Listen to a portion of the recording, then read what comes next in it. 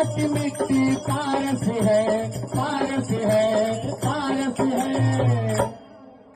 जहाँ की मिट्टी पारस है उस शहर का नाम बनारस है, बनारस है। उस शहर का नाम बनारस है, उस शहर का नाम बनारस है, उस शहर का नाम बनारस है।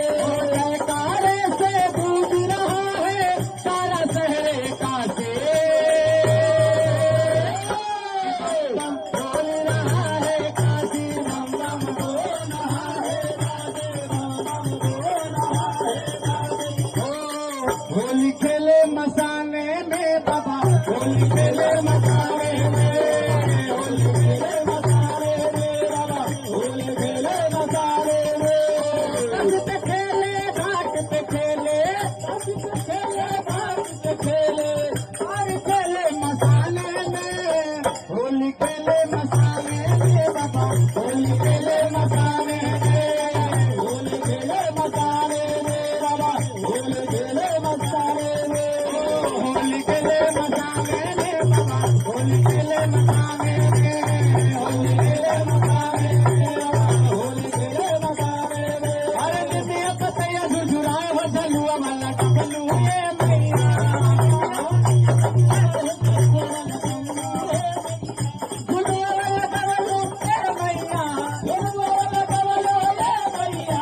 अरे धक धक दिया हर साए हो झलुआ वाला डबलू ये मैया।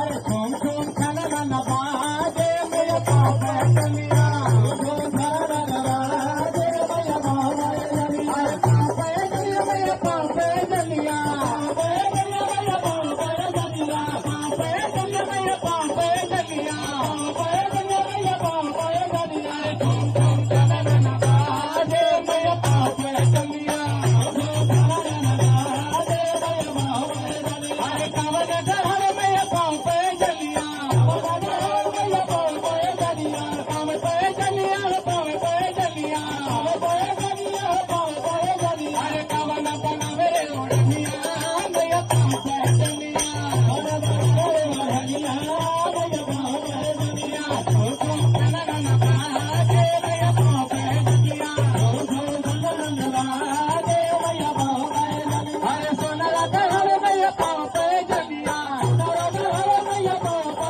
चलिया, सोनरा घर में पापा चलिया, सोनरा घर में पापा चलिया। अरे दर्जी बनावे रे ओढ़निया मेरे पापा चलिया, घर बनावे ओढ़निया मेरे पापा चलिया। झूम झूम छनन नवाजे मेरे पापा चलिया, झूम झूम छनन नवाजे मेरे मैया तोरे पे चलिया।